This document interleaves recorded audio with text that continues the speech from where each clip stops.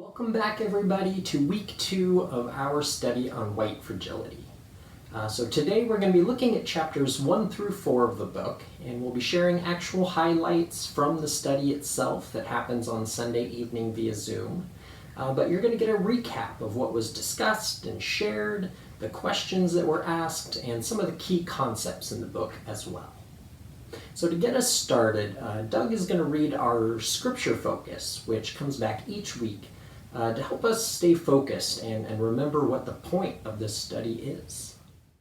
Okay, so Matthew 7, 3 through 5.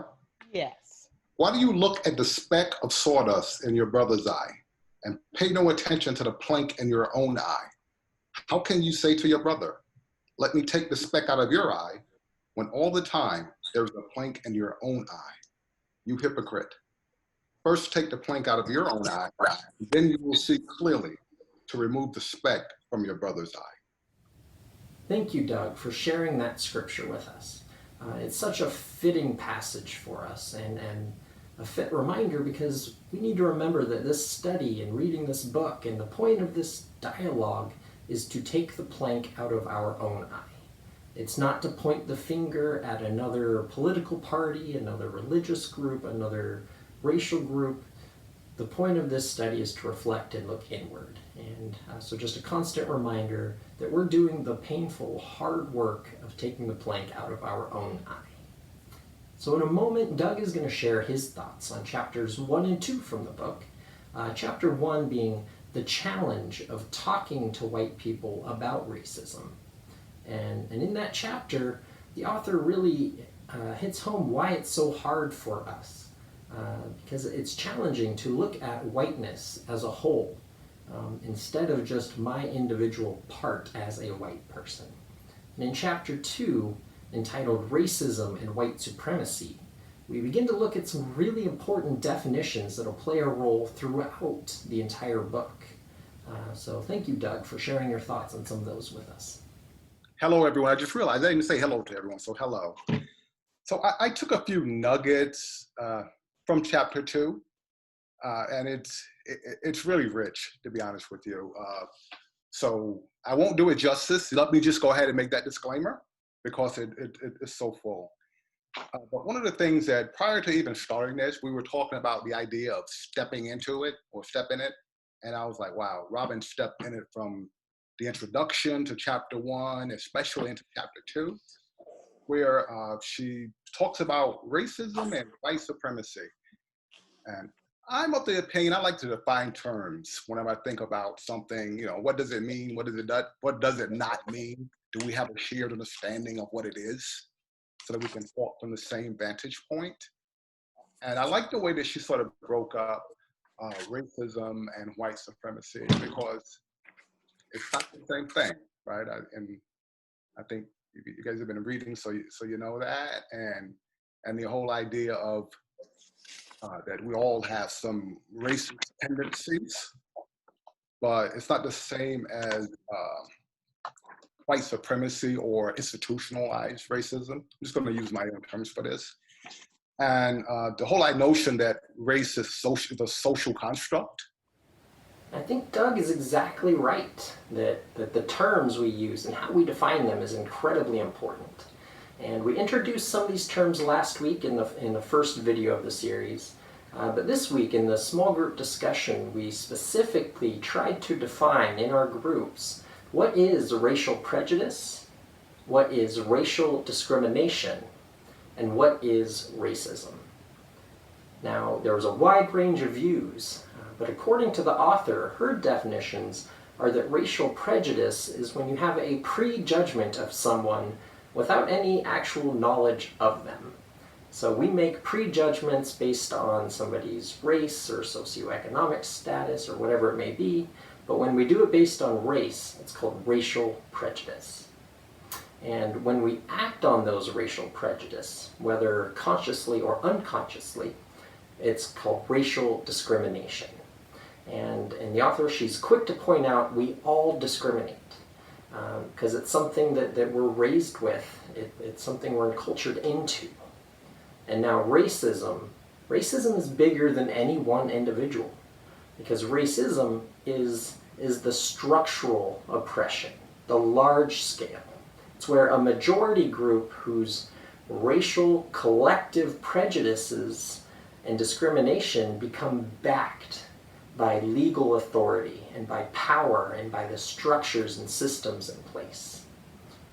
And race is something that we've actually invented. It's nothing more than a social construct we've made to divide and separate people categorically. So racism is the larger scale issue, when the systems and laws and things in place are embedded with our own prejudices and discrimination. Our Pastor Jane is going to share a quick story about why the author believes that a person of color is incapable of being racist in America today. Just one more additional thing I wanted to say about these three concepts, and this is important because I hear this a lot now in conversation about this issue, that people will say, well, Black people are racist too. It's not just white people that are racist. Black people are racist, and Robin and others would say, no, Black people in America cannot be racist, because racism is about the system that creates the laws that put the people that were prejudiced against down. And Black people don't have that power in our culture to do that. So Black people may be prejudiced because we're all prejudiced, but I just wanted to clarify that only white people can be racist because it's our culture that sets the tone, literally and figuratively. Thank you, Pastor Jane, for sharing that story with us. And in just a moment, she's going to share her thoughts on chapters 3 and 4 as well. So chapter 3 is entitled Racism After Civil Rights. And I know for me, one of the most profound things that I'm working on, and something that came up in the discussions, was some of the language we use today and how it's still perpetuating the racism we're trying to fight against.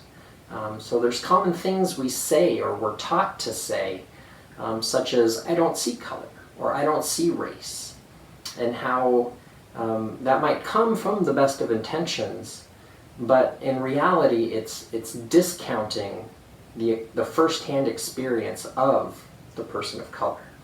It's saying, I don't see who you are. I don't see the struggles you've lived with because of your color. So just something to challenge us in how we use our language today. And in chapter 4, it's entitled, How Does Race Shape the Life of White People? So we'll let Pastor Jane share her thoughts on those for us. That takes us to chapter 4. She kind of lays out what this world, the idea that white people swim with the current, so we never have a sense that there's what the water is, right? Because we swim with that current.